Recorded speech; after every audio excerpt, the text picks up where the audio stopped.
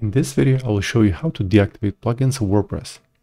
So first we'll log into WordPress admin panel, then go to plugins, install plugins, then look for the plugin that you wish to deactivate. For the purpose of this example, let's deactivate WooCommerce and click on deactivate.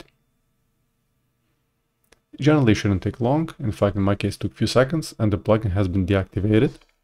And it's in fact no longer visible on the left menu. Now, if you wish to activate it, just simply click activate and it should appear right back, right here. Also, you can activate and deactivate plugins in bulk. To do so, select all the plugins in your WordPress website.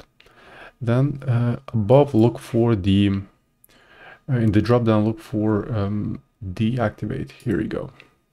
And then click apply. And it may take a few more seconds and all plugins will be deactivated.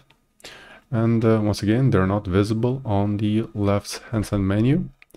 And well, if you want to activate them, you can activate them individually, one by one, or once again, select them all and select activate, apply.